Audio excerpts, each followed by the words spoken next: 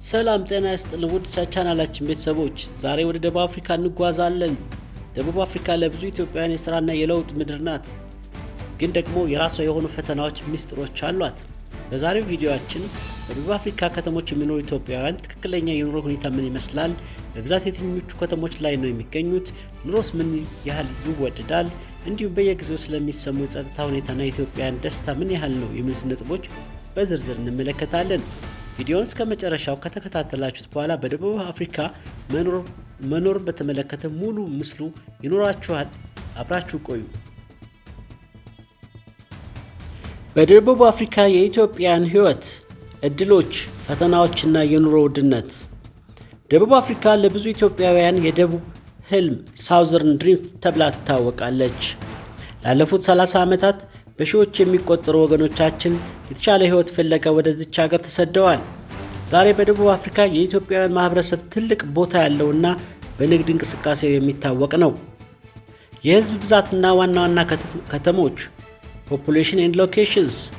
በደቡብ አፍሪካ የሚኖሩ ኢትዮጵያውያን ቁጥር በውል ባይታወቅም እስከ 100,000 በላይ እንደሚሆኑ ይገመታል።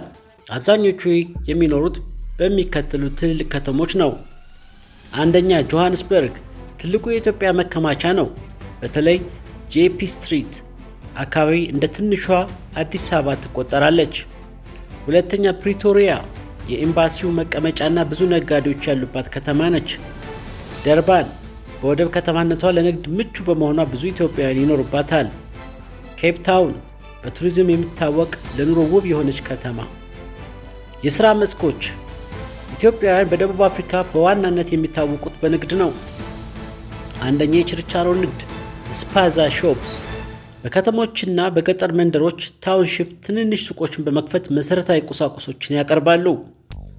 አነስተኛ የጎዳና ላይ ንግድ ሆዛ አዲስ የሚገቡ ወጣቶች በብዛት የሚጀምሩት ልብስና ጫማ በየመንገዱ በማዞር ነው። ጅምላ ንግድ ሆልሴል ከቻይና እና ከሌሎች ሀገሮች ዕቃዎችን በማስመጣት ለሌሎች አነስተኛ ነጋዴዎች ያከፋፍላሉ። የምግብ ቤቶችና ካፌዎች የኢትዮጵያ ምግብ ቤቶች ለማህበረሰቡ መሰብሰቢያና ለባዕዳን የባህል ማሳያ ሆነው ያገለግላሉ። የኑሮ ውድነት ኮስት ኦፍ ሊቪንግ። ደቡብ አፍሪካ ከአፍሪካ ሀገራት የኑሮ ውድነት ካለባቸው መካከል አንዷ ናት።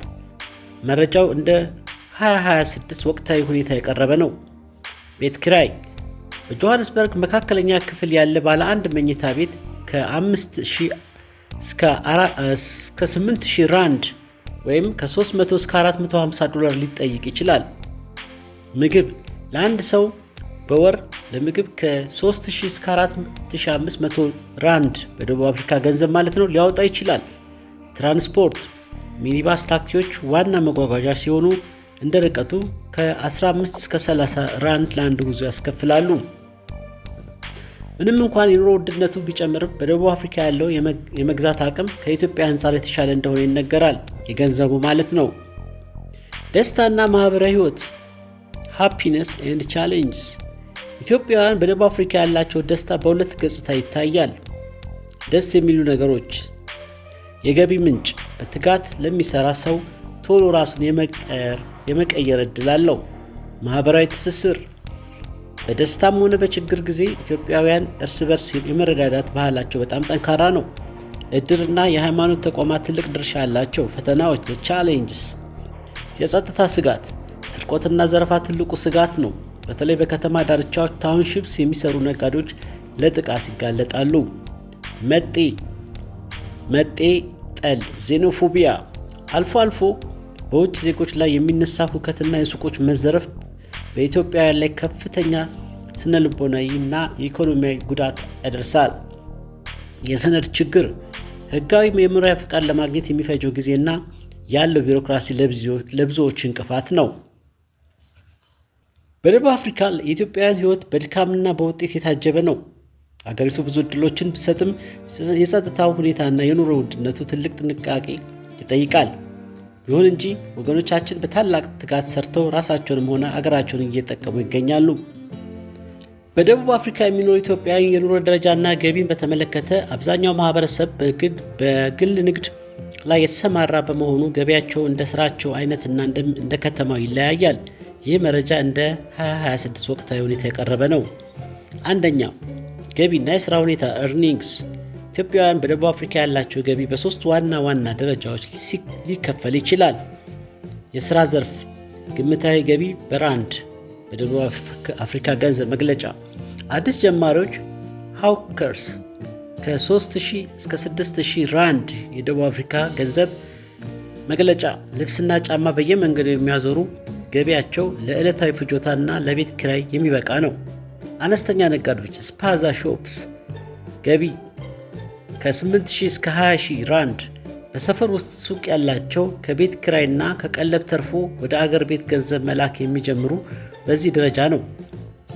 ሶስተኛ ባለሀብቶችና የጅምላ ነጋዴዎች ከ50,000 እስከ 150,000 ራንድ ከዛም በላይ በከተማ መሃል ሲቢዲ ትልልቅ መጋዘኖች፣ ሱቆች ያላቸው እነዚህ ነጋዴዎች የተሻለ ኑሮ ደረጃ ያላቸው ናቸው።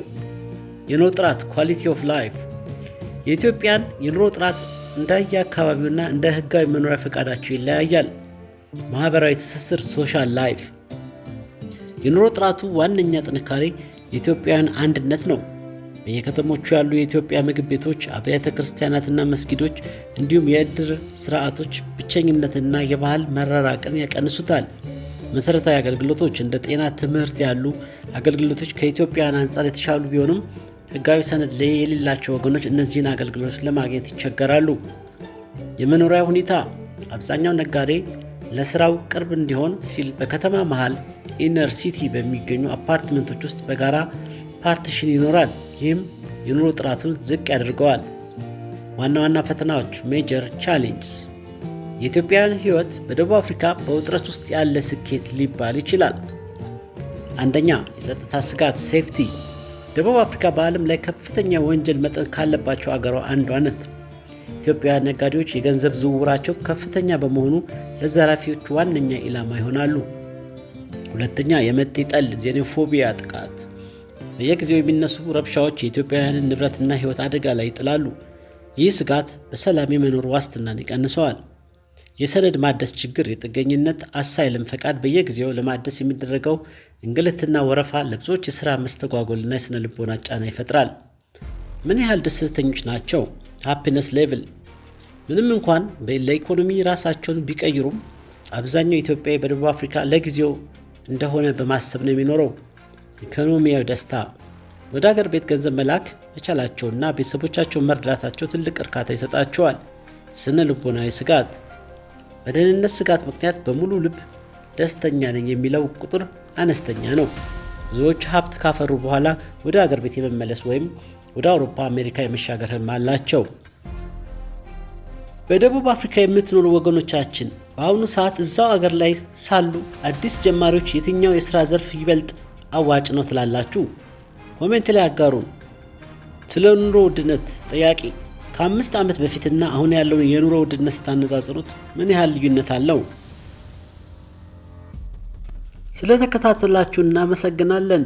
በሌላ ቪዲዮ እስከምንገናኝ ደህና ሁኑ።